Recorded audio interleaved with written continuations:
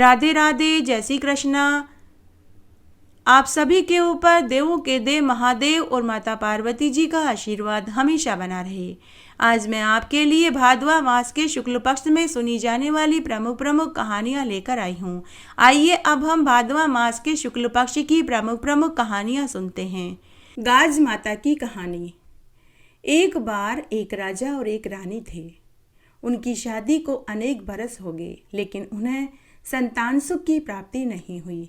तब एक दिन रानी गाज माता से बोली कि हे गाज माता, अगर मेरे गर्भ रह जाए तो मैं तेरे हलवे की कढ़ाई कर दूंगी।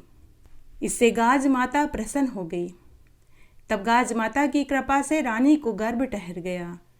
10वें महीने में रानी को एक सुंदर पुत्र पैदा हुआ, परंतु वह गाज माता के नाम से बोली गई बोलारी पूरी करना भूल गई। तब गाज माता ने सोचा कि यह तो मुझे भूल गई है। तब एक दिन की बात है, रानी का लड़का सोने के पलने में सो रहा था। तभी गाज माता गरजते हुए बरसते हुए बादली बनकर आई और सोने के पालने में सोते हुए रानी के लड़के को उठा कर के ले गई। उसी गांव में एक भील और भीलनी भी रहते थे। वो दोनों भी गाज माता का पूजा और व्रत करते थे। उन्हें भी संतान सुख नहीं था। गाज माता ने उस सोने के पलने को रानी के लड़के सहित भील और भीलनी के घर के आंगन में ले जाकर के रख दिया। भील और भीलनी ने जब अपने आंगन में सोने के पलने में लड़के को सोते हुए देखा तो उन्हें बहुत खुशी हुई। उनके कोई संतान नहीं थी। उन्होंने मनी मन सोचा कि गाज माता ने हम पर खुश होकर हमें ये लड़का दिया है। उसी गांव में एक धोबी था। वह राजा के कपड़े और भील और भीलनी के दोनों के कपड़े धोता था। तब एक दिन धोबी जब भील और भीलनी के घर गया तो उन्हें सोने के पलने में एक बहुत सुंदर शिशु को सोते हुए देखा। धोबी मन ही मन सोचने लगा कि यह धोबी है, फिर भी इसके यहाँ सोने का पलना है और इतना सुंदर शिशु है। परंतु धोबी उन्हें कुछ नहीं बोला। तब एक दिन धोबी राजा के महल में गया। वहां सभी दुखी बैठे थे। धोबी ने राजा के सेवकों से पूछा कि आज राजा रानी और महल के सभी सदस्य इतने दुखी क्यों दिखाई दे रहे हैं। तो राजा के सेवकों ने धोबी से कहा कि हमारे राजा रानी के लड़के को कोई सोने के पलने सहित उठाकर के ले गया।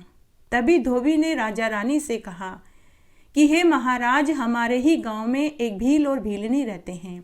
कल ही मैंने उनके घर पर सोने के पलने में एक बहुत सुंदर शिशु को सोते हुए देखा था। राजा रानी ने उसी समय सेवकों को भेजकर भील भीलनी और उस शिशु को महल में बुलवाया। जैसे ही शिशु को रानी ने देखा तो रानी के आंचल से दूध की धार सीधे शिशु के मुंह पर गिरी। रानी ने भील और भीलनी से कहा कि यह मेरा पुत्र है। तो भील और भीलनी बोले कि हमें तो यह पुत्र गाज माता ने दिया है। भील और भीलनी बोले कि हम हर साल गाज माता का व्रत करते हैं और पूजन करते हैं। कुछ दिन पहले ही गाज माता ही हमारे आंगन में इस सोने के पलने सहित शिशु को हमारे घर में छोड़ा था। तभी रानी को अपनी बोली हुई बोलारी याद आ गई। उसी समय आकाशवाणी हुई। गाज माता ने रानी से कहा कि अरे रानी, तुमने कहा था कि अगर मेरे गर्भ रह जाए तो मैं, हे गाज माता, आपके हलवे की कढ़ाई चढ़ाऊंगी। मैंने तुझे प्रसन्न होकर पुत्र दिया, लेकिन तूने अपनी बोलारी पूरी नहीं करी। तभी रानी हाथ जोड़कर गिड़गिड़ाते हुए बोली कि हे गाज माता, मुझसे भूल हो गई। अब आप मेरे शिशु को मुझे लौटा दीजिए। मैं आपको वचन देती हूँ कि जो बोलारी मैंने बोली थी उससे दुगनी कढ़ाई करूँगी। तभी आकाशवाणी हुई और भील और भीलनी से गाज माता ने कहा कि हे पुत्र, तुम यह बच्चा रानी को दे दो। यह रानी का पुत्र है। मेरी कृपा से तुम्हें 5 पुत्र होंगे। उसके बाद भील और भीलनी ने रानी के पुत्र को उन्हें सौंप दिया और वे वापस अपने घर आ गए। उसके बाद गाज माता की कृपा से भील और भीलनी का घर धन दौलत से भर गया और उन्हें 5 पुत्र पैदा हुए।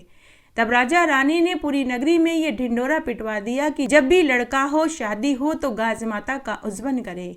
हे गाज माता, जैसे आपने रानी को पुत्र दिया, भील भीलनी को धन समृद्धि और पुत्र दिया, वैसा सबको देना। भादवा का महीना आया, अनंत का दिन आया। इंद्र की इंद्राणियां गाज माता की पूजा करने आई। जहाँ वे पूजा कर रही थी वहाँ एक भील और भीलनी आए।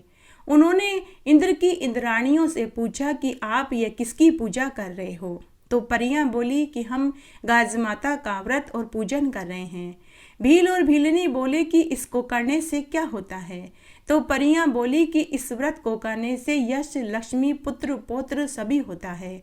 ऐसा सुनकर भील भीलनी ने भी वहीं गाज माता का व्रत करने का संकल्प लिया और पूजा करी। उस व्रत को करने से उनका घर धन धान्य से भर गया। अब भीलनी रानी जैसे कपड़े पहनने लगी। उनके गांव में एक धोबन थी।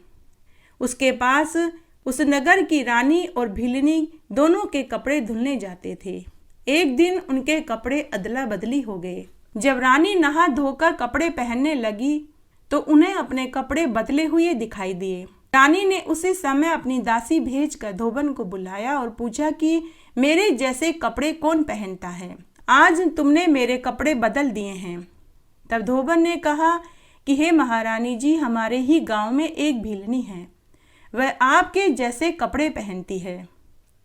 तो रानी ने धोबन को भेजकर भीलनी को बुलाया। तब रानी ने भीलनी से कहा कि तूने चोरी की, डाका डाला, क्या किया? तू मेरे जैसे कपड़े कैसे पहनती है? तो भीलनी बोली कि हे महारानी जी, मेरे ऊपर तो गाज माता प्रसन्न हुई है। गाज माता की कृपा से ही मेरे घर में धन धान्य, पुत्र पौत्र हुए हैं। तो रानी बोली कि मेरे भी बच्चा नहीं है, मैं भी यह व्रत करना चाहती हूँ, मुझे तू इस व्रत की पूरी विधि बता।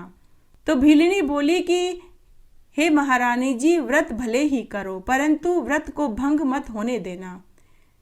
उसके बाद रानी ने भीलनी की बताई विधि के अनुसार गाज माता का व्रत करना शुरू किया। तो गाज माता की कृपा से रानी को एक पुत्र हो गया। पूरे राजमहल में ही नहीं, पूरी नगरी में खुशियां मनाई गई। पूरी नगरी में लड्डू बांटे गए। जब दोबारा गाज माता का व्रत आया तो रानी ने अपनी धाई माँ से पूछा कि मैं रोट कैसे खाऊं? अगर मैं रोट खाऊंगी तो बच्चे का पेट दुखेगा। तो धाई माँ इस बारे में कुछ नहीं जानती थी। तो धाई माता रानी से बोली कि हे महारानी जी, काकरी या पसार व मोगर या मगध खा लेना। तब रानी ने गाज माता के व्रत वाले दिन रोट नहीं खाया। इससे गाज माता रुष्ट हो गई। अर्धरात्रि को गाज माता आई और पलने सहित बच्चे को लेकर अदृश्य हो गई। सुबह जब राजा रानी सोकर उठे तो उन्हें पलना और बच्चा दोनों दिखाई नहीं दिए। राजा रानी ने नौकरों को भेजकर भीलनी को महल में बुलवाया और सारी बात बताई। भीलनी बोली कि महारानी जी, आपने व्रत तो भंग नहीं किया। भीलनी ने कहा कि महारानी जी, आपने गाज माता का व्रत पूरे विधि विधान से तो किया था ना, आपने कोई व्रत तो भंग नहीं किया। तो रानी ने पूरी बात बताई। तो भीलनी ने कहा कि महारानी जी, अगले बरस आप व्रत का ध्यान रखना। अगले साल रानी ने पूरे विधि विधान से गाज माता का व्रत किया तो उससे गाज माता प्रसन्न हो गई। गाज माता ने पहले वाला बच्चा पालना सहित रात्रि में ही लाकर रख दिया। सुबह जब राजा रानी सोकर उठे तो उन्हें उनका बच्चा पालना सहित वापस मिल गया। तब गाज माता के व्रत का प्रभाव राजा ने भी देखा। तब अगले वर्ष जब दोबारा गाज माता का व्रत आया तो रानी के साथ राजा ने भी पूरे विधि विधान से गाज माता का व्रत किया। गाज माता का व्रत करने से निपुतियों को पुत्र मिले, निर्धन को धन मिले और बुजुर्गों को बैकुंठ का वासा मिले। गाज माता सबको भरा पूरा रखती है। जय हो गाज माता की। गाज माता के व्रत में रोट ही खाना चाहिए, साथ में दही, सब्जी, घी, शक्कर कुछ भी ले सकते हैं। हरतालिका तीज व्रत कथा। हिमालय पुत्री ने शंकर भगवान को पति रूप में पाने के लिए कठोर तपस्या प्रारंभ कर दी। उसी कठोर तपस्या के समय नारद जी राजा हिमाचल के पास आए और कहा कि विष्णु भगवान आपकी कन्या पार्वती के साथ विवाह करना चाहते हैं। नारद मुनि की बात को हिमालय ने स्वीकार कर लिया। उसके बाद नारद मुनि विष्णु भगवान के पास गए और कहा कि आपका विवाह हिमालय ने पार्वती के साथ करना तय किया है, आप इसकी स्वीकृति दें। तो भगवान विष्णु ने स्वीकृति दे दी। उधर पिता हिमालय ने अपनी पुत्री पार्वती से कहा कि पुत्री, मैंने तेरा विवाह विष्णु भगवान के साथ तय कर दिया है। पार्वती जी इससे बहुत दुखी हुई, तो उन्होंने अपनी सखी से कहा कि मैंने भगवान शंकर को पति रूप में वरण किया है। मैं भगवान शंकर को प्रसन्न करने के लिए कठोर तपस्या करना चाहती हूँ। इधर मेरे पिता ने विष्णु भगवान के साथ मेरा विवाह तय कर दिया है। यदि तुम मेरी सहायता कर सको तो करो, अन्यथा मैं अपने प्राणों को त्याग दूंगी। तो पार्वती जी की सखी ने पार्वती को सांत्वना देते हुए कहा कि मैं तुम्हें एक ऐसे वन में ले चलूंगी कि तुम्हारे पिता को भी पता नहीं चलेगा। इस प्रकार पार्वती जी अपनी सखी के साथ घने जंगल में जाकर कठोर तपस्या करने लगी। इधर पिता हिमालय को घर में जब पार्वती जी नहीं मिली तो उन्होंने अपनी पार्वती बेटी को सब जगह ढूंढा, लेकिन वह कहीं नहीं मिली। इससे हिमालय दुखी हो गए। वचन भंग की चिंता में वे मूर्छित होकर गिर पड़े। तब सभी लोग पार्वती जी की खोज में लग गए। उधर सखी सहित पार्वती जी एक गुफा में शंकर भगवान को प्रसन्न करने के लिए कठोर तपस्या करने लगी। भाद्वा शुक्ल तृतीया को उपवास रखकर पार्वती जी ने मिट्टी के शिवलिंग बनाकर के पूजन करने लगी और रात्रि जागरण किया। पार्वती जी के इस कठोर तपस्या से शंकर भगवान को आना पड़ा तथा पार्वती जी की मांग तथा इच्छा के अनुसार उसे अर्धांगिनी रूप में स्वीकार करना पड़ा। उसके बाद शंकर भगवान तुरंत कैलाश पर्वत पर चले गए। प्रातः बेला में जब पार्वती जी पूजन सामग्री नदी में छोड़ रही थी तो हिमालय राजा उस स्थान पर पहुंच गए। वे पार्वती को देखकर रोते हुए पूछने लगे कि बेटी, तुम इतने दिन कहाँ थी? तब पार्वती जी ने विवाह वाली प्रतिज्ञा सुना दी। पार्वती की इच्छा पूर्ति हेतु उन्होंने शास्त्र विधि से पार्वती जी का विवाह शंकर भगवान से करा दिया। सखी द्वारा हरि जाने पर इसका नाम हरताली का नाम पड़ा। जो स्त्री इस व्रत को परम श्रद्धा भाव से करती है उन्हें पार्वती जी के समान अटल सुहाग की प्राप्ति होती है। गणेश चतुर्थी व्रत कथा। भादवा मास के शुक्ल पक्ष की चतुर्थी को चंद्रमा के दर्शन नहीं करने चाहिए। अगर भूल से भी चंद्रमा के दर्शन हो जाते हैं तो मनुष्य के ऊपर चोरी का और झूठ बोलने का इल्जाम लगता है, अपमान सहन करना पड़ता है। एक बार एक ऋषि ने सनातन कुमारों से कहा कि भादवा के चौथ के चंद्रमा के दर्शन श्री कृष्ण भगवान ने कर लिए थे तो उनके ऊपर भी चोरी का इल्जाम लगा था। तो भगवान कृष्ण ने उस दोष के निवारण के लिए भादवा मास की गणेश चतुर्थी का व्रत करके दूर किया था। वह कथा इस प्रकार है। एक बार श्री कृष्ण जरासंध के भय से समुद्र में नगरी बसा कर के रहने लगे। वह नगरी आज द्वारिकापुरी के नाम से जानी जाती है। सत्यजीत ने सूर्य भगवान को अपनी पूजा से प्रसन्न कर लिया। तब सूर्य भगवान ने प्रसन्न होकर सत्यजीत को स्वयंतक मणि दे दी। यह मणि रोज 8 भार सोना देती थी। एक बार जब भगवान कृष्ण के दरबार में सत्यजीत पहुंचे तो कृष्ण ने मणि पाने की इच्छा रखी, लेकिन सत्यजीत ने मणि देने से इनकार कर दिया। सत्यजीत ने यह मणि अपने भाई प्रसन्नजीत को दे दी। एक दिन जब प्रसन्नजीत शिकार खेलने वन में गया तो शेर ने प्रसन्नजीत को मार दिया। प्रसन्नजीत का शिकार करते समय शेर के पंजे में वह मणि फंस गई। उसके कुछ दिनों के बाद जामवंत ने उसी शेर को मारा और वह मणि उससे ले ली।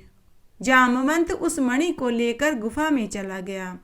जब प्रसन्नजीत कई दिनों तक वापस महल में नहीं लौटा तो सत्यजीत ने कृष्ण भगवान पर अपने भाई को मारकर मणि चोरी का इल्जाम लगा दिया। जब कृष्ण के कानों में यह बात पहुंची तो श्री कृष्ण ने अपने दूत प्रसन्नजीत को ढूंढने के लिए लगा दिए। तब दूतों ने पूरी बात आकर कृष्ण भगवान से कह दी। तब श्री कृष्ण भगवान जामवंत के पैरों के निशान को खोजते खोजते उसकी गुफा में पहुंचे। तब गुफा में श्री कृष्ण ने देखा कि जामवंत की लड़की उस मणि से खेल रही थी। फिर श्री कृष्ण भगवान का जामवंत के साथ 21 दिन तक युद्ध चला। जब जामवंत को समझ में आई कि यह तो राम अवतार हैं तब जाम्बवंत ने श्री कृष्ण भगवान से अपनी गलती की क्षमा मांगी और अपनी पुत्री जामवंती का विवाह श्री कृष्ण भगवान से करवा दिया और वो मणि भी दे दी। फिर श्री कृष्ण भगवान उस मणि को लेकर सत्राजीत के पास गए। तब सत्राजीत मणि को पाकर बहुत लज्जित हुआ। इस लज्जा से मुक्ति पाने के लिए उसने भी अपनी पुत्री का विवाह श्री कृष्ण भगवान से करवा दिया। तब श्री कृष्ण भगवान ने नारद से इस अपमान का कारण पूछा। तब नारद मुनि ने बताया कि आपने भादवा मास के शुक्ल पक्ष की चांद का दर्शन कर लिया था, इसी वजह से आपके ऊपर चोरी का इल्जाम लगा। तब कृष्ण भगवान ने नारद मुनि से पूछा कि चंद्रमा को यह शाप क्यों लगा। तब नारद मुनि बोले कि ब्रह्मा जी ने चतुर्थी के दिन गणेश जी का व्रत किया था। तब गणेश जी ने ब्रह्मा जी को वर मांगने को कहा तो ब्रह्मा जी बोले कि मुझे षष्ठी की रचना करने का मोह न हो। तब गणेश जी ने तथास्तु कहा और वे चले गए। तब चंद्रमा ने गणेश जी का मजाक उड़ाया। तब गणेश जी ने चंद्रमा को शाप दिया कि कोई तुम्हारा मुंह नहीं देखेगा। बिना चंद्रमा के प्राणियों को बहुत दिनों तक तकलीफ होती रही। तब चंद्रमा के शाप के निवारण के लिए सभी देवताओं ने चतुर्थी का व्रत किया और गणेश जी को खुश किया। तब गणेश जी से चंद्रमा के शाप का निवारण पूछा और सभी चतुर्थी के दिन चंद्रमा के दर्शन कर सकते हैं, लेकिन भादवा मास के शुक्ल पक्ष की चतुर्थी को चंद्रमा के दर्शन करना निषेध होगा। जो कोई भी मनुष्य भादवा मास के शुक्ल पक्ष की चतुर्थी को चंद्रमा के दर्शन करता है तो उसके ऊपर चोरी, झूठ बोलने का इल्जाम लगता है और सम्मान पर ठेस पहुंचती है। तब देवताओं ने इस लांछन से मुक्ति का उपाय भी गणेश जी से पूछा। तब गणेश जी ने कहा कि चतुर्थी को सिद्धि विनायक व्रत करने से सारे पाप दूर हो जाएंगे। ऋषि पंचमी की कहानी। विदर्भ देश में उत्तक नाम का ब्राह्मण अपनी पतिव्रता पत्नी जिसका नाम सुशीला था उसके साथ रहता था। उसके एक पुत्र व एक पुत्री थी। ब्राह्मण दंपति ने दोनों बच्चों का विवाह कर दिया, लेकिन बेटी कुछ साल के बाद ही विधवा हो गई। दुखी ब्राह्मण दंपति घर बार छोड़कर अपनी विधवा पुत्री को लेकर गंगा के तट पर जाकर झोपड़ी बनाकर रहने लगे। वे सब गंगा नदी में रोज स्नान करते, पूजा पाठ करते और अपना समय बिताने लगे। तब एक दिन अचानक उनकी पुत्री के पूरे शरीर में कीड़े पड़ गए। बेटी ने यह बात अपनी माँ को बताई। ब्राह्मणी ने दुखी होकर यह बात अपने पति से कही कि हे नाथ, हमारी साध्वी जैसी बेटी की यह गति क्यों हुई।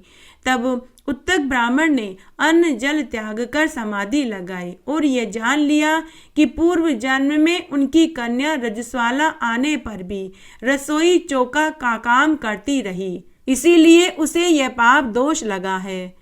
धर्मशास्त्र में विदित है कि रजस्वाला वाली स्त्री पहले दिन चांडालिनी, दूसरे दिन ब्रह्मघातिनी, तीसरे दिन धोबिन होती है, चौथे दिन सिर सहित नहाने के बाद ही वह शुद्ध होती है। तब पिता की आज्ञा से उनकी पुत्री ने ऋषि पंचमी का व्रत पूरे विधि विधान से किया। उस व्रत के प्रभाव से वह सारे दुखों से छूट गई और अगले जन्म में उसे अटल अमर सौभाग्य और दीर्घायु पुत्रों की मां बनने का सुख मिला। संतान सप्तमी व्रत कथा। भादवा मास के शुक्ल सप्तमी को संतान सप्तमी व्रत किया जाता है। आइए अब हम एक पौराणिक कथा सुनते हैं। एक बार लोमेश ऋषि ने कहा कि अयोध्या के प्रतापी राजा का नाम नहुष था। अयोध्या नगर में एक ब्राह्मण भी रहता था। उसका नाम विष्णुदत्त और पत्नी का नाम रूपमती था। रानी चंद्रमुखी का रूपमती से विशेष स्नेह था। एक दिन दोनों सखियां सरयू नदी पर स्नान करने गई। वहां पर नगर की अन्य स्त्रियां भी स्नान कर रही थी। वे मंडल बनाकर शिव पार्वती जी का पूजन कर रही थी। पूजा में शिव जी के नाम का डोरा लेकर हाथ में बांध रही थी। तब दोनों सखियों के पूछने पर उन स्त्रियों ने विधि विधान बताया और कहा कि यह व्रत संतान प्राप्ति, पुत्र रक्षा के लिए किया जाता है। इसे मुक्ता भरण व्रत भी कहते हैं। दोनों सखियों ने बताई विधि से मंडल बनाकर मिट्टी से शिव पार्वती बनाकर शिवजी के नाम का डोरा बांधकर जीवन भर व्रत करने का संकल्प लिया, किंतु घर आकर संकल्प को भूल गई। परिणाम स्वरूप मृत्यु के पश्चात रानी वानरी व रूपमती मुर्गी की योनि में पैदा हुई। कालांतर में पशु योनि भुगत कर पुनः मनुष्य योनि में पैदा हुई। चंद्रमुखी राजा पृथ्वीनाथ की रानी बनी और रूपमती ने एक ब्राह्मण के घर जन्म लिया। रानी का नाम ईश्वरी था। वह ब्राह्मण पुत्री का नाम भूषणा था। भूषणा का विवाह राजपुरोहित अग्निमुख के साथ हुआ। इस जन्म में भी वह दोनों सहेलियां रही। भूषणा को इस जन्म में अपने पूर्व जन्म का व्रत का संकल्प याद आ गया, तो वह विवाह के बाद व्रत करने लगी। उस व्रत के प्रताप से उसे सुंदर, स्वस्थ, दीर्घायु 8 पुत्रों की वह माँ बनी। किंतु रानी ईश्वरी को पूर्व जन्म के व्रत का संकल्प याद नहीं आया। इस पाप दोष के कारण उसको शादी के कई साल बाद गूंगा बहरा एक पुत्र हुआ और वह भी 9 वर्ष की आयु पाकर मर गया। रानी के पुत्र का शोक प्रकट करने के लिए भूषणा महल में रानी से मिलने गई। उसे देखकर रानी को ईर्ष्या होने लगी। रानी ने अपने मन को बहुत समझाया, किंतु मन था कि मानता ही नहीं था। अतः उसने भूषणा के बच्चों को भोजन के लिए निमंत्रण दिया और भोजन में जहर मिलाकर खिला दिया। किंतु संतान सप्तमी व्रत के प्रभाव से बच्चों का बाल भी बांका नहीं हुआ। अब तो रानी की जलन दुगनी हो गई। तब उसने नौकरों को आदेश दिया कि भूषणा के सभी बच्चों को यमुना के गहरे जल में ढकेल दो। तब पहरेदारों ने ऐसा ही किया, परंतु संतान सप्तमी व्रत के प्रभाव से बच्चे फिर बच गए। तब रानी ने क्रोधित होकर बच्चों को जल्लादों के हवाले कर दिया कि इनका कत्ल कर दो। जल्लादों ने आज्ञा का पालन किया, किंतु बच्चे हर बार बच गए। जब रानी को इस बात का पता चला कि जल्लादों से भी वे बच्चे बच गए, तो रानी को बहुत क्रोध आया। तो रानी ने भूषणा को बुलाकर के कहा कि तुम क्या जादूगरनी हो या कामन कार्य करती हो या कोई जंतर मंतर तप करती हो, मुझे यह बात बताओ। रानी ने भूषणा से कहा कि मैंने तुम्हारे बच्चों को अनेक बार मारना चाहा, लेकिन हर बार ही तुम्हारे बच्चे बच जाते हैं, इसका क्या कारण है? तो भूषणा ने रानी से उसके पूर्व जन्म के बारे में बताया और कहा कि रानी जी, क्या आपको याद है? तब भूषणा ने रानी से कहा कि हे रानी, तुम अयोध्या नरेश नहुस की रानी चंद्रमुखी थी और मैं कुलीन ब्राह्मण की पत्नी रूपमती थी। हम दोनों इस जन्म से 3 जन्म पहले यमुना तीर पर अन्य स्त्रियों के व्रत करते हुए देखकर सब ने भी अपने हाथ में उम्र भर संतान सप्तमी का व्रत करने का संकल्प लिया था, किंतु हम दोनों ही व्रत करना भूल गए, जिसके फल स्वरूप हमें दूसरे जन्म में पशु योनि में जन्म मिला। पशु योनि के बाद तीसरा जन्म हमारा यह हुआ। तुमको अपना संकल्प याद नहीं रहा, किंतु भाग्यवश मुझे याद रहा और मैं पूरे विधि विधान से संतान सप्तमी का व्रत करती रही। उसी व्रत के प्रताप से मेरे बच्चों की सुरक्षा हुई। रानी ईश्वरी ने बार बार अपनी सखी से क्षमा मांगी और व्रत की पूरी विधि पूछी। फिर वह भी संतान सप्तमी का व्रत करने लगी। इस व्रत के करने से रानी के बच्चे भी जीवित रहने लगे। दुबड़ी आटे की कहानी। एक साहूकार दंपति थे। उनके 8 बेटे थे। जब बड़ा बेटा विवाह लायक हुआ और बेटे की शादी तय करी तो मुहूर्त दुबड़ी आटे का निकला। तब फेरों के समय एक नाग आया और उसके बेटे को डस लिया, जिससे उसकी मृत्यु हो गई। इस तरह साहूकार के 7 बेटे इसी प्रकार फेरों में नाग के डस जाने से मर गए, क्योंकि सबके विवाह के मुहूर्त दुबड़ी आटे के निकले थे। इस तरह समय बीतने लगा। तब 8वें बेटे की शादी तय हुई। साहूकार दंपति अपनी 7 विधवा बहुओं को देखकर दुखी रहते थे। 8वें बेटे की शादी तय हो गई। साहूकारनी की हिम्मत टूट चुकी थी। वह शादी के सारे काम नहीं कर सकती थी। घर में कोई सुहागन महिला नहीं थी। तब साहूकार दंपति ने अपने 8वें पुत्र से कहा कि पुत्र तुम्हारे दूर की रिश्ते की बहन है, तुम उसे गांव से लेकर आ जाओ ताकि वह शादी के सारे नेकचार कर ले। तब साहूकार का 8वां बेटा अपनी बहन को लेने उसके गांव में पहुंचा। उस समय बहन सूत काट रही थी। कुकड़ी का तार बार बार टूट रहा था, तो बहन अपने भाई से मिलने के लिए नहीं उठी। भाई ने बार बार अपनी बहन से पूछा कि बहन रुकूं या चला जाऊं, क्योंकि मुझे लगता है तू तो मुझे देख करके खुश ही नहीं हो रही। तभी कुकड़ी का तार जुड़ गया। बहन अपने भाई से गले मिली और बोली कि भाई, कुकड़ी का तार बार बार ही टूट रहा था। अगर टूटे तार में उड़ती हूँ तो भाई का अपशकुन होता है। अब तार जुड़ गया है। बहन ने अपने भाई को बिठाया और उसे पानी पिलाया और भागी भागी पड़ोसन से पूछने गई कि अगर कोई प्यारा मेहमान घर आए तो क्या करना चाहिए। पड़ोसन बहन से जलती भुनती थी। उसने कहा कि तेल का पोछा लगा दे, घी में चावल बना दे, लेकिन न तो पोछा सूख रहा था न ही चावल पक रहे थे। तब भाई ने बहन से कहा कि बहन बहुत भूख लगी है, कुछ खाने को दे। तब बहन ने अपने भाई को पड़ोसन वाली बात बताई, तो भाई ने कहा कि बहन तेरी पड़ोसन तुझसे जलती है, उसने तुझे झूठ कहा है। बहन तू पानी का ही पोछा लगा और पानी में ही चावल उबाल। तब बहन ने ऐसा ही किया। उसके बाद बहन ने अपने भाई को घी, बूरा और चावल देकर भोजन खिलाया। भोजन खाने के बाद भाई ने अपनी बहन से कहा कि बहन मेरे शादी का मुहूर्त निकल गया है, माँ बाबा ने तुझे शादी का काम करने के लिए बुलाया है। तो बहन ने कहा कि भाई मेरे तो बहुत काम पड़ा है, मैं नहीं जा सकती। उसके बाद रात्रि में वे सभी भोजन खाकर सो गए। सुबह मुंह अंधेरे ही बहन उठी और चक्की में आटा पीसा और अपने भाई के लिए घी गुड़ डाल कर के लड्डू बनाए। 4 लड्डू अपने भाई के पल्ले बांध कर के दे दिए। भाई वापस अपने घर की ओर चल दिया। थोड़ी देर के बाद बहन के बच्चे उठे। उन्होंने अपनी माँ से खाने के लिए भोजन मांगा। तो बहन ने कहा कि बच्चों, तुम्हारे मामा के लिए आज मैंने आटे के लड्डू बनाए थे, उनमें से कुछ लड्डू पड़े हैं, तुम उन्हें खा लो। जब बच्चे लड्डू खाने के लिए लड्डू के पास गए तो उन्होंने लड्डू उठाया और अपनी माँ से कहा कि माँ, लड्डू नीले नीले क्यों हैं। तो बहन उसी समय अपने बच्चों के पास आई, उनके हाथ में से लड्डू लिए और चक्की के पास देखने गई तो उसे वहाँ सांप के अवशेष मिले।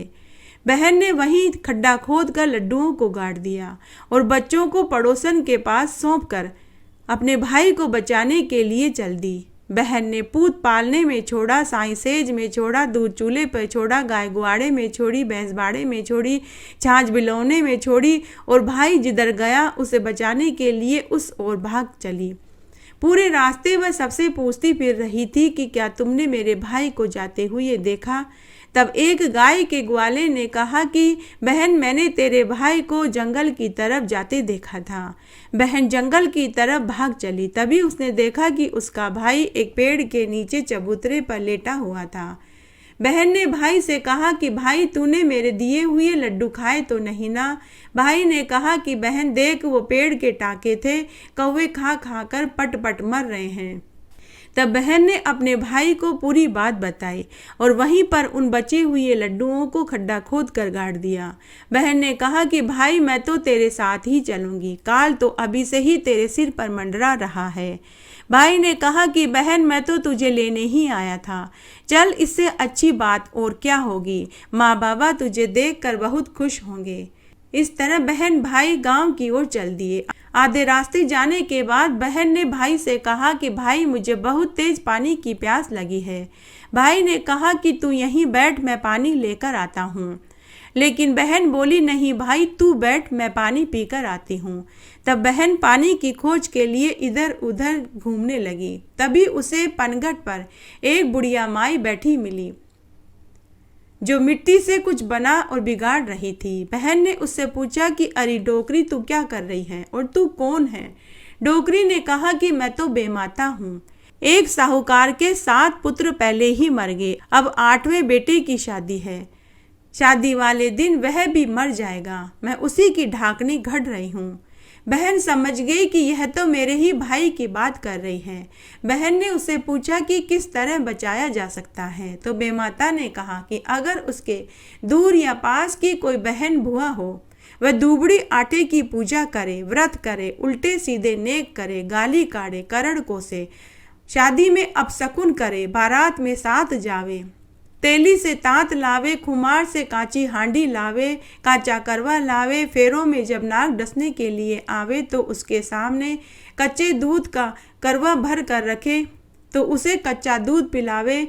जब वह दूध पी ले तो उसे पकड़ कर हांडी में डाले, ढक्कन लगाकर तात की डोरी से बांध दे और उस हांडी को गोडे के नीचे दाब करके बैठ जाए। जब नागिन अपने नाग को बचाने के लिए आए तो अपने भाइयों का जीवन दान मांग ले। बस फिर क्या था, बहन उसी समय चालू हो गई और गालियां देने लगी। अरे सत्यानाशे, करम फूटे, तुझे मौत क्यों नहीं आ गई? तू तो यहाँ बैठा है और मुझ अकेली को बिचारी को पानी पीने के लिए भेज दिया। तेरी आंखें क्यों नहीं फूट गई? तेरे पाँव क्यों नहीं टूट गए? देख मेरे पाँव में कांटे चुभ गए। अब तू मुझे गोद में उठा कर के लेकर के चल। भाई ने बहन का ऐसा रूप देखा तो वह बहुत दुखी हुआ। उसने कहा कि बहन, तू जब यहाँ से गई थी तो बहुत सही थी, अब तुझे क्या हो गया? क्या कोई तेरे भूत प्रेत डाकन तो नहीं लग गई? तू बता तुझे क्या हुआ? लेकिन बहन गालियां देती रही। भाई राम राम करके अपनी बहन को लेकर के आया। उसके बाद भाई का बाण बैठने लगा तो बहन ने कहा कि इस करम फूटे का बाण तो चौकी पर नहीं सिल्ला पर बैठाऊंगी, और जिद करने लगी। उसके बाद जब निकासी निकलने की बारी आई तो उसने कहा कि इस राख हुड़े करम फूटे की निकासी हवेली के पीछे की दीवार को फोड़ करके निकालो, सामने से नहीं निकलने दूंगी। सबने बहुत समझाया लेकिन वह नहीं मानी, वह सबको गालियां देने लगी। तब हवेली के पीछे की दीवार फोड़ कर निकासी निकाली गई। तभी सामने का दरवाजा भर भरा कर गिर गया। लोगों ने कहा कि देखो देखो, बहन ने भाई को बचा लिया। अगर अभी सामने के दीवार से निकासी निकलती तो भाई तो अभी ही मर जाता। उसके बाद बहन ने कहा कि मैं अपने भाई की बारात में साथ जाऊंगी। गांव के लोगों ने, रिश्तेदारों ने, अड़ोसी पड़ोसी ने, साहूकार दंपति ने बहुत समझाया लेकिन वह नहीं मानी। तब एक समझदार गांव वाले ने कहा कि कोई बात नहीं, इसको भी हमारे साथ बारात में चलने दो। जब बारात चलते चलते थक गई तो वे एक पेड़ के नीचे विश्राम करने के लिए रुके। तो बहन ने पेड़ के नीचे बारात को विश्राम करने के लिए नहीं रुकने दिया। उसने कहा कि इस करम फूटे सत्यानाशी की बारात को मैं पेड़ के नीचे विश्राम करने नहीं दूंगी, तुम सब धूप में विश्राम करो। सबने बहुत समझाया लेकिन वह नहीं मानी। तभी वह बड़ का विशाल पेड़ भरभरा कर नीचे गिर गया। तब सभी बारातियों ने कहा कि इसने तो इस बार दूल्हे की ही नहीं पूरी बारात की ही जान बचा ली। अगर अभी बाराती उस पेड़ के नीचे बैठे होते तो कोई न कोई का सिर जरूर फूट जाता, किसी का सिर फूट जाता, किसी के हाथ पांव टूट जाते। जरूर यह बहन कुछ जानती है, ये बार बार अपने भाई की जान बचा रही है। उसके बाद बारात समधी के द्वार पर पहुंची तो बहन ने फिर से जिद करी कि आरती सामने के द्वार से नहीं करने दूंगी, आरती चौमुखे दीपक से भी नहीं करने दूंगी। जगमगाते खीरे का थाल लेकर के आओ, उसी से आरती करो। बारातियों ने समधी से कहा कि भाई जी ये जैसा कहती है वैसा ही करो। तोरण मारते समय सामने का दरवाजा गिर गया। आरती करते समय ऊपर से सांप आकर के गिरा। जगमगाते खीरे में सांप जल कर मर गया। खीरा नहीं होता तो सांप दूल्हे को काट लेता और वह मर जाता, और अगर तोरण सामने के दरवाजे से की जाती तो भी दूल्हा मर जाता। बहन बार बार अपने भाई की जान बचा रही थी। उसके बाद फेरों की बारी आई तो बहन ने फिर से जिद पकड़ ली कि इन दोनों के बीच फेरों में तो मैं ही बैठूंगी। सबने बहुत समझाया लेकिन वह नहीं मानी। उसके बाद फेरों की रस्म शुरू हुई। 2 फेरे होते ही वहां एक काला नाग आया। बहन ने सांप के आगे कच्चे दूध का करवा रख दिया। सांप ने दूध पिया तो बहन ने उसे उठाकर हांडी में डाल दिया, ढक्कन लगाकर तात की डोरी से बांध दिया और उस हांडी को गोडे के नीचे दबा कर के बैठ गई। तभी उसी समय सुसाती फूफाती नागिन आई। वह बहन से बोली कि अरे हत्यारन पापन, मेरे नाक को छोड़। बहन ने कहा कि तू तो एक घड़ी में ही दुखी हो गई, मेरी 7 बाबियों के दुख को तू क्या जानेगी। तब सर्पणी ने कहा कि जा, मैंने तेरे एक भाई को छोड़ा। बहन ने कहा कि तुझे मेरे 7 भाइयों को छोड़ना पड़ेगा, तभी मैं तेरे सांप को छोड़ूंगी। तब सर्पिणी को अपने सांप को मुक्त कराने के लिए बहन की जिद के आगे झुकना पड़ा। उसने उसके 7 भाइयों को जीवित कर दिया। उसके बाद बहन अपने 8 भाइयों और नवेली दुल्हन को बारात सहित लेकर अपने गांव की ओर रवाना हो गई। तभी रास्ते में दुबड़ी आटे आई तो बहन ने कहा कि मैं सबसे दुबड़ी आटे की पूजा करवाऊंगी, कहानी सुनाऊंगी, सब मेरे साथ दुबड़ी आटे की पूजा करो। बहन ने गाड़ी रुकवाई, नीचे उतरी तो देखा कि पाटा वहीं मंडा पड़ा था। बैर का पेड़ उगा हुआ था, उसी के नीचे बुरिये के टोकरे भरे पड़े थे। पूजन की सारी सामग्री वहीं मिल गई। बहन ने अपने 8 भाइयों और नवेली दुल्हन के साथ दुबड़ी आटे की पूजा करी, काटा पासा, कथा कही, फिर बिरिया से सबने बायना निकाला। तब बहन ने अपनी नवेली भाभी और 8 भाइयों से कहा कि तुम सब हमेशा अपनी अपनी पत्नियों के साथ भादवा मास की सुदी आटे को दुबड़ी आटे का व्रत करना, पूजा करना, काटा पासना और कथा कहानी सुनना। उधर साहूकार दंपति छत पर जाकर के बैठ गए और आपस में बोले कि अगर आज हमारे 8वें पुत्र के मरने की खबर आएगी तो हम छत से कूद करके जान दे देंगे। तभी एक पनिहारिन भागी भागी आई और साहूकार दंपति से बोली कि आपकी बेटी आपके 8 पुत्रों को और नवेली दुल्हन को गाजे बाजे के साथ ला रही है। साहूकार दंपति पनिहारिन से बोले कि अरे पनिहारिन, क्यों हमारे दुखों पर नमक छिड़कती है, क्यों हमारा मजाक उड़ाती है। लेकिन पनिहारिन ने सौगंध खाकर कहा कि मैं झूठ नहीं बोल रही। तब साहूकारनी ने अपने गले का हार उतारकर पनिहारिन को बधाई के तौर पर दे दिया। उसके बाद साहूकार दंपति छत से नीचे उतरे और अपनी 7 विधवा बहुओं से कहा कि अरे तुम सब सुहाग के कपड़े पहनो, तुम्हारे पति आ रहे हैं। उसके बाद साहूकार दंपति ने अपने 8 पुत्र और नवेली दुल्हन का स्वागत किया। थोड़ी देर के बाद बेटी अपनी माँ बाबा से बोली कि माँ बाबा अब मुझे घर जाना होगा।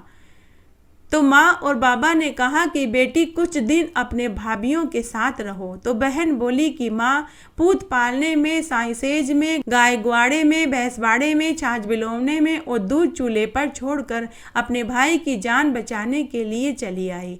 माँ, मेरे बहुत काम पड़े हैं, मैं नहीं रुक सकती। तब भाइयों ने अपनी बहन को बहुत सा दंड देकर विदा कर दिया।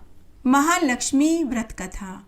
भादवा मास की शुक्ल पक्ष की अष्टमी से यह व्रत प्रारंभ होता है और आश्विन मास की कृष्ण अष्टमी तक चलता है। स्त्रियां कच्चे सूत के गंडे बनाती है। इसमें 16 धागे होते हैं जिसमें 16 गांठें लगाई जाती है और महालक्ष्मी का पूजन और व्रत किया जाता है। आइए अब हम भादवा मास में की जाने वाली महालक्ष्मी पूजन की व्रत कथा सुनते हैं। एक समय महर्षि व्यास जी हस्तिनापुर पधारे तो महाराज धृतराष्ट्र ने उनका आदर सत्कार किया और उन्हें वे राजमहल में ले आए। तब गांधारी व माता कुंती ने हाथ जोड़कर कहा कि हे महामुनि, आप त्रिकालदर्शी हैं, अतः आप हमको कोई ऐसा सरल व्रत और पूजन बताइए जिससे कि हमारी राज्य लक्ष्मी, सुख, पुत्र पौत्र व परिवार सदा सुखी रहे। तब व्यास जी ने कहा कि मैं एक ऐसे व्रत का वर्णन करता हूँ जिससे घर में लक्ष्मी जी का स्थायी वास होगा, सुख वैभव में वृद्धि होगी। वह महालक्ष्मी व्रत है जो प्रतिवर्ष भादवा मास की शुक्ल पक्ष की अष्टमी से प्रारंभ होकर आश्विन मास की कृष्ण अष्टमी तक किया जाता है। तब गांधारी ने कहा कि हे महामुनि, इस व्रत की विधि हमें सविस्तार बताने की कृपा करें। तब व्यास जी बोले कि हे देवी, यह व्रत भादवा मास के शुक्ल पक्ष की अष्टमी से आरंभ किया जाता है।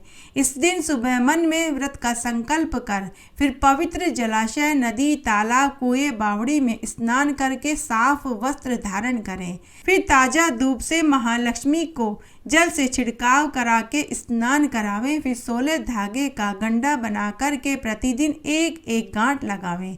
इसी प्रकार 16 दिन तक 16 गांठ का गंडा तैयार कर आश्विन कृष्ण अष्टमी को व्रत करें।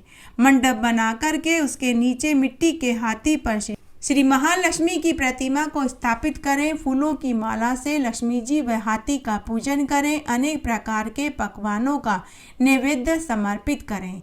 इस प्रकार श्रद्धा भक्ति सहित महालक्ष्मी जी का व्रत और पूजन करने से आप लोगों की राज्य लक्ष्मी सदा स्थिर बनी रहेगी। इस प्रकार व्रत का विधान बताकर व्यास जी अपने आश्रम को चले गए।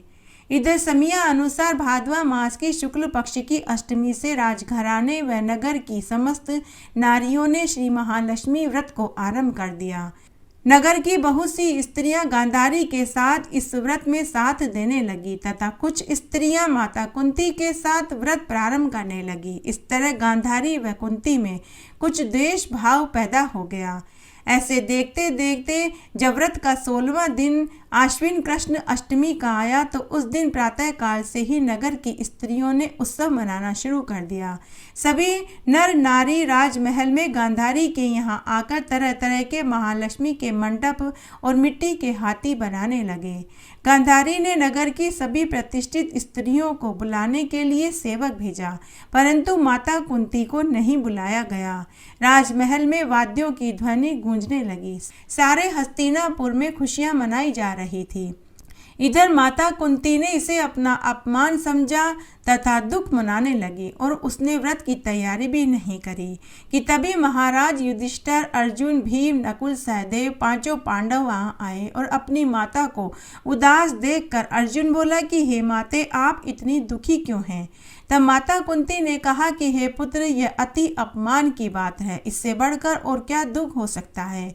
आज हमारे नगर में श्री महालक्ष्मी व्रत का उत्सव मनाया जा रहा है। उस उत्सव में राज रानी गांधारी ने नगर की सभी स्त्रियों को सम्मान के साथ बुलाया, परंतु देश के कारण और मुझे अपमानित करने के लिए उन्होंने मुझे उत्सव में बुलावा नहीं भेजा। अर्जुन ने कहा कि हे माता, क्या यह पूजा सिर्फ दुर्योधन के महल में ही हो सकती है या उसे आप अपने घर में भी कर सकती हैं? तो कुंती ने अर्जुन से कहा कि हे पुत्र, साज सामान इतनी जल्दी तैयार नहीं हो पाएंगे, क्योंकि गांधारी के 100 पुत्रों ने मिट्टी का एक विशाल हाथी तैयार किया है और उसे पूजन के लिए सजाया जा रहा है। वह सब तुमसे नहीं हो पाएगा। उस उत्सव की तैयारी आज सुबह से ही हो रही है। तो अर्जुन ने कहा कि हे माते, आप पूजन की तैयारी करें, सारे नगर को बुलावा भेजें। मैं आपके पूजन के लिए इंद्रलोक से इंद्र के ऐरावत हाथी को बुलाकर आपकी पूजन के लिए उपस्थित किए देता हूँ। आप अपनी तैयारी करें। इधर माता कुंती ने भी सारे नगर में पूजा का ढिंढोरा पिटवा दिया और पूजा की विशाल तैयारी करने लगी। तब अर्जुन ने इंद्रदेव को ऐरावत हाथी भेजने के लिए पत्र लिखा और एक दिव्य बाण से बांधकर उसे धनुष पर चढ़ाकर देवलोक की सभा में भेज दिया। इंद्रदेव ने बाण से पत्र खोलकर पढ़ा तो सारथी को तुरंत आज्ञा दी कि ऐरावत को पूर्ण रूप से सजाकर तुरंत बाण के साथ हस्तिनापुर में उतार दो। तब महावत ने तरह तरह के साज सामान से ऐरावत हाथी को सजाया गया और बाण मार्ग से हस्तिनापुर को चला। इधर सारे नगर में शोर मच गया कि कुंती के घर इंद्र का ऐरावत हाथी स्वर्ग से धरती पर उतर रहा है, तभी वहां पूजा करने को चलो। इस समाचार को सुनकर नगर के सभी नर नारी बालक वृद्ध कुंती के महल में एकत्रित होने लगे। गांधारी के महल में भी हलचल मच गई। गांधारी के महल से नगर की स्त्रियां पूजन थाली लेकर माता कुंती के महल की ओर दौड़कर आने लगी। देखते ही देखते सारा भवन पूजन करने वाली स्त्रियों से ठसाठस भर गया। माता कुंती ने ऐरावत को खड़ा करने हेतु अनेक रंगों के चौक पुरवाकर नवीन रेशमी वस्त्र बिछा दिया। हस्तिनापुर वासी स्वागत तैयारी में फूल माला अबीर केसर हाथों में लिए पंक्तिबद्ध खड़े थे। इधर इंद्र की आज्ञा पाकर ऐरावत स्वर्ग से पृथ्वी पर उतरने लगा। ऐरावत के दर्शन होते ही सारे नर नारियों ने जय जयकार करना प्रारंभ कर दिया। सायकाल के समय ऐरावत हाथी माता कुंती के महल के चौक में उतर आया। तब नगर के सब नर नारियों ने पुष्प माला अबीर केसर आदि चढ़ाकर ऐरावत हाथी का स्वागत किया। पुरोहित द्वारा ऐरावत पर महालक्ष्मी जी की पूजा स्थापित करके वेद मंत्रों के द्वारा पूजन किया गया। नगर वासियों ने भी लक्ष्मी पूजन का स्वागत करके ऐरावत हाथी की पूजा करी। अनेक प्रकार के पकवान लेकर ऐरावत को खिलाए गए। ऊपर से यमुना जल पिलाया गया। फिर तरह तरह के पुष्पों की ऐरावत पर वर्षा की गई। पुरोहित द्वारा स्वस्ति वाचन करके नारियों द्वारा 16 घाट लगाकर लक्ष्मी जी के सामने समर्पण किया गया। ब्राह्मणों हेतु पकवान, मेवा, मिठाई आदि की भोजन की व्यवस्था की गई। फिर वस्त्र, द्रव्य, सुवर्ण, अन्न, आभूषण देकर नारियों ने महालक्ष्मी पर पुष्पांजलि अर्पित करी। उसके बाद पुरोहित द्वारा महालक्ष्मी का विसर्जन किया गया। अंत में नारियों ने ऐरावत को विदा कर इंद्रलोक को भेज दिया। महाराज सूत जी ने कहा कि हे ऋषियों, इस प्रकार से जो स्त्री महालक्ष्मी का व्रत करती है उसका घर लक्ष्मी जी की कृपा से सदा धन, धान्य व मांगलिक वस्तुओं से पूर्ण रहता है।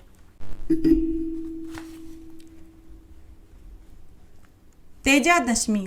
भादवा शुक्ल दशमी को तेजाजी के कच्चा दूध, चूरमा चढ़ाते हैं, नारियल भगाड़ते हैं। हो सके तो तेजाजी के स्थान पर दर्शन व प्रसाद चढ़ाने हेतु जरूर जाना चाहिए। तेजा दशमी की कहानी। भादवा मास के शुक्ल पक्ष की दशमी को तेजा दशमी का त्योहार मनाया जाता है। तेजा जी के स्थान पर आज भी लाखों श्रद्धालु जाकर माथा टेकते हैं। इस दिन लोग पिछले वर्ष ली गई डसियां कटवाने जाते हैं। आज भी गांवों में तेजाजी महाराज का मेला भरता है। तेजाजी महाराज के कच्चा दूध, कच्चा नारियल, अगरबत्ती और दक्षिणा के रुपए चढ़ाते हैं। जिन लोगों की मन्नतें पूरी हो जाती हैं वे चूरमा बाटी का भोग लगा करके चढ़ाते हैं।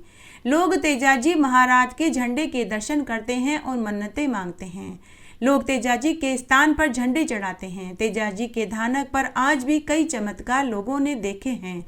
जहाँ भी तेजाजी का स्थान है वहाँ आज के दिन सर्प आकर दर्शन देते हैं। जो लोग इन बातों पर विश्वास नहीं करते उन्हें भी यह चमत्कार देखने को मिला है और वे भी तेजाजी को मानने लगे हैं।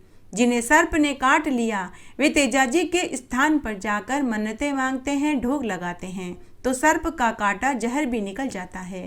वह व्यक्ति स्वस्थ होकर घर चला जाता है। आइए अब हम तेजा दशमी की पौराणिक कथा सुनते हैं। एक बार नागौर जिले के खनाल गांव में एक जाट परिवार था। उनके मुखिया का नाम ताहड़जी और उनकी पत्नी का नाम राम कंवरी था। उनकी छठी संतान का नाम तेजा था। वह बचपन से ही कोई काम धाम नहीं करते थे। बचपन में ही उनका विवाह पुष्कर के एक गांव पनेर की रायमलजी की पुत्री पैमल के साथ हो गया था।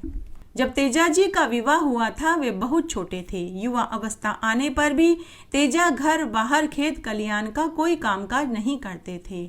उनके 5 बड़े भाई खेतों खलियानों में मेहनत मजदूरी करते थे, जबकि तेजा जी घर पर ही आराम करते थे। घर में जब भी रोटी बनती तो सबसे पहले तेजा जी ही खाते थे।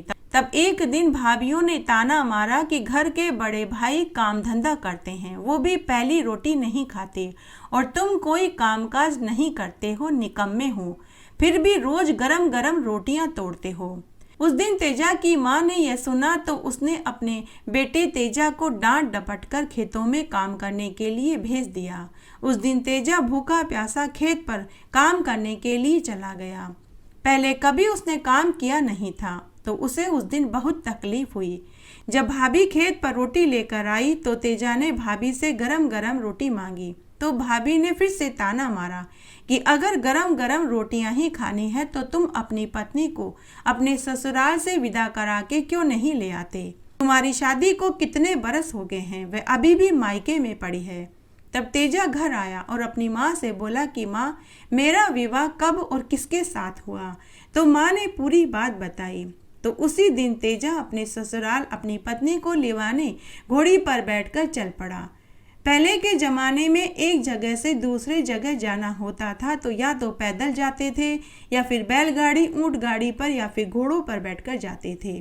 तब तेजा घोड़ी पर बैठकर अपने ससुराल में पहुंचा। उस समय उसकी सास गाय दूह रही थी।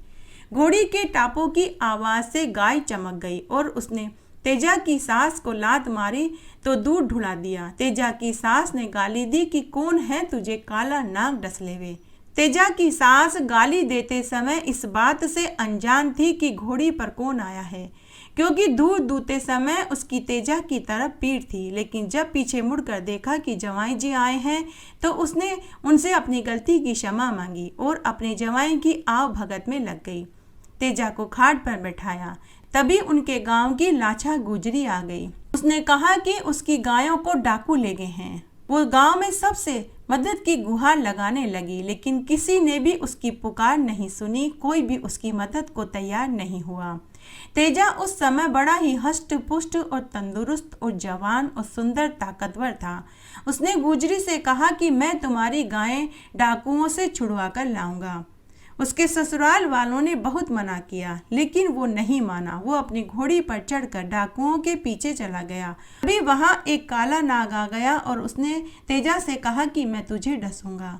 तेजा ने काले नाग से कहा कि हे नागराज, मैंने गुजरी को उसकी गाय लौटाने का वचन दिया है, इसलिए मैं डाकुओं से गुजरी की गाय छुड़वा लूं। उसके बाद तुम मुझे चाहो जहां डस लेना। उसके बाद तेजा वहां से चला गया और डाकुओं को युद्ध के लिए ललकारा कि या तो तुम गाय वापस कर दो या फिर मेरे साथ युद्ध करो।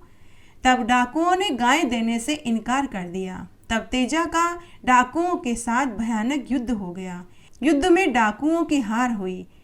उसके बाद तेजा ने गुजरी की गाय ली और ले जाकर गुजरी को सौंप दी। गुजरी ने तेजा को ढेरों आशीर्वाद दिए।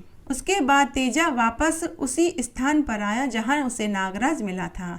नागराज अभी भी वहीं कुंडली मारकर बैठा था।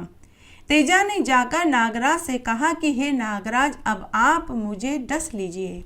नागराज ने तेजा को देखा तो कहा कि अरे, तेरा तो पूरा शरीर ही छलनी हो रहा है, तुझे कहाँ से डसूं। तब तेजा ने कहा कि हे नागराज, आप मेरी जीभ और हथेली पर डस लीजिए। तब तेजा ने अपना भाला जमीन में गाड़ दिया। तब नाग भाले पर चढ़कर आया और तेजा की जीभ पर डस लिया। डसने से पहले नागराज ने तेजा से कहा कि तेरी सास ने तुझे शाप दिया था कि तुझे काला नाग डसे, इसीलिए मुझे तुझे डसना पड़ रहा है। तभी तेजा के ससुराल वालों को पता लगा तो वे सभी वहां आए। तो तेजा की पत्नी पैमल नागराज से बोली कि हे नागराज, आपने मेरे पति को डसकर मुझे विधवा कर दिया, अब आप मुझे भी डस लीजिए। मैं अब अपने पति के बिना जी कर क्या करूंगी। तब नागराज ने कहा कि हे माते, तुम्हारे पति का बलिदान व्यर्थ नहीं जाएगा। आज के दिन तेजाजी महाराज का मेला भरा करेगा। जहाँ जहाँ भी तेजाजी के स्थान होंगे वहाँ मेले भरेंगे, और सर्प का काटा जो भी तेजाजी का नाम लेगा या तेजाजी के धानक पर जाकर मत्था टेकेगा, उसका जहर उतर जाएगा। जो भी भादवा शुक्ल दशमी के दिन तेजाजी की दसियां बंधवाएगा या खोलेगा, उन्हें कभी सर्प का भय नहीं सताएगा। ऐसा कहकर सर्प अंतर्ध्यान हो गया। उस दिन तेजा की पत्नी पैमल अपने पति के साथ सती हो गई। इसीलिए आज भी तेजा दशमी का त्योहार बड़े ही धूमधाम से मनाया जाता है और मेले भरे जाते हैं। श्री रामदेव जी की धूप। श्रावण सुदी दशमी को रामदेव जी की धूप लगती है। यदि रामदेव जी का मंदिर हो तो वहां जाना चाहिए, नहीं तो घर में ही चौका देकर रामदेव जी की जोत लेनी चाहिए। जल, रोली, मोली, चावल, चूरमा, नारियल, दक्षिणा चढ़ानी चाहिए। सभी टीका लगावें और रामदेव जी के नाम का ढोग लगावें। वामन द्वादशी। भादवा शुक्ल द्वादशी को वामन द्वादशी होती है। वामन भगवान की पूजा करना, फल फूल चढ़ाना और उपवास करना चाहिए। वामन द्वादशी व्रत कथा। एक बार दैत्यों व देवताओं में घोर युद्ध हुआ। तब देवताओं द्वारा मारे गए दैत्य उनके गुरु शुक्राचार्य जी अपनी संजीवनी बूटी से पुनः जीवित करने लगे। शुक्राचार्य जी दैत्यों के गुरु थे। वे अपने राजा बलि के लिए एक यज्ञ का आयोजन कर रहे थे तथा अग्नि से दिव्य बाण और अवैध कवच पा रहे थे। जिसके बाद दैत्य सेना ने अमरावती पर आक्रमण कर दिया। असुर सेना को आते हुए देखकर इंद्र आदि देवता समझ गए कि वे इस बार दैत्यों की सेना से सामना नहीं कर पाएंगे, तो देव अपने लोक को छोड़कर भाग गए। इस तरह स्वर्ग पर दैत्यों का शासन हो गया। उसके बाद दैत्यों के गुरु शुक्राचार्य जी राजा बलि के लिए अचल राज्य के लिए 100 अश्वमेध यज्ञ का आयोजन करने लगे। अगर ऐसा यज्ञ पूरा हो जाता तो राजा बलि व दैत्य सेना को स्वर्ग से निकाल पाना मुश्किल हो जाता। इसलिए इंद्र सभी देवताओं को साथ लेकर विष्णु भगवान के पास गए और मदद की गुहार लगाने लगे। तब भगवान विष्णु ने सभी देवताओं को आश्वासन दिया कि तुम सब अपने अपने स्थान पर चले जाओ। तब भगवान विष्णु ने वामन रूप में अदिति के गर्भ से उत्पन्न होने का वचन दिया। इधर कश्यप मुनि के कहने पर अदिति पयोव्रत धारण करती है, जो पुत्र प्राप्ति के लिए किया जाता है। तब भादवा मास की शुक्ल पक्ष की द्वादशी के दिन भगवान विष्णु माता अदिति के गर्भ से वामन अवतार में प्रकट हुए। उन्होंने ब्रह्मचारी ब्राह्मण का रूप धारण किया। तब महर्षि कश्यप ने उनका उपनयन संस्कार किया। तब वामन बटुक भगवान को महर्षि पुलक जी ने यज्ञोपवीत, अगस्त्य मुनि ने मृगचर्म, मरीचि ने पलाश दंड, सूर्य भगवान ने छत्र, भृंगु मुनि ने खड़ाऊ, माता सरस्वती ने रुद्राक्ष माला तथा देव कुबेर ने भिक्षा पात्र प्रदान किया। तब भगवान वामन ने अपने पिता कश्यप ऋषि से आज्ञा लेकर राजा बलि के पास पहुंचे। उस समय राजा बलि नर्मदा के तट पर 99 अश्वमेध यज्ञ कर रहे थे।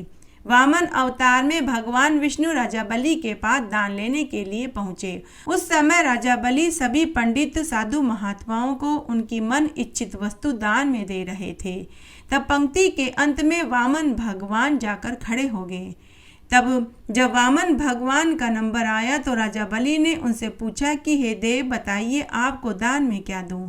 1000 गायें, स्वर्ण मुद्राओं की थैली, हाथी, घोड़े, ऊंट, 100 गांव, जो भी आप मांगेंगे मैं वही दान आपको देने के लिए तैयार हूँ। तब वहीं खड़े उनके गुरु शुक्राचार्य जी ने राजा बलि को एकांत में ले जाकर के कहा कि हे राजन, यह वामन वेशधारी स्वयं भगवान विष्णु हैं।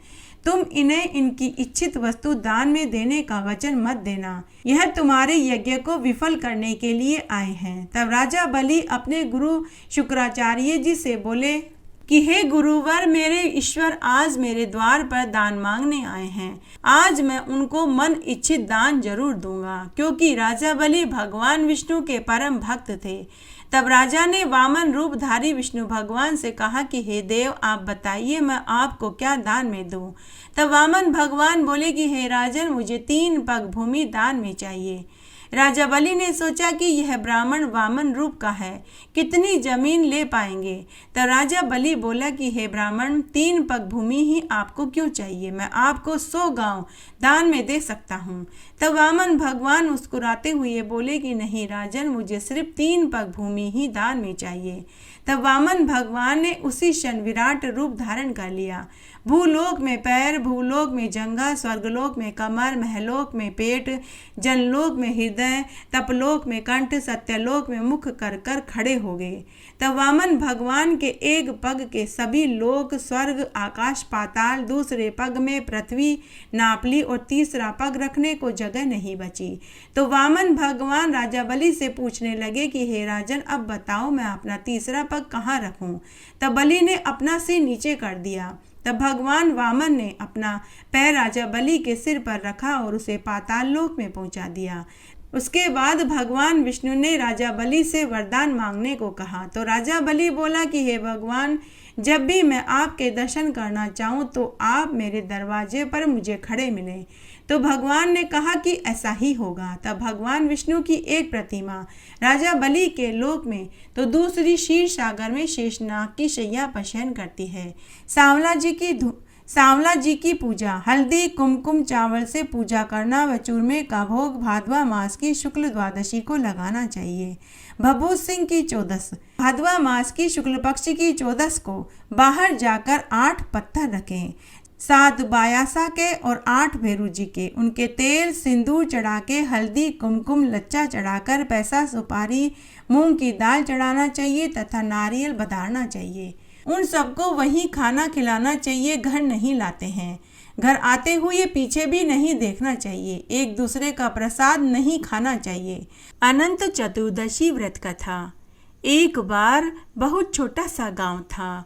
उस गांव में एक सेठ सेठानी अपने बेटा बहू के साथ रहते थे। सेठ सेठानी का बेटा परदेश कमाने गया हुआ था। सेठ सेठानी रोज मंदिर जाते और शाम को ही घर लौटते थे।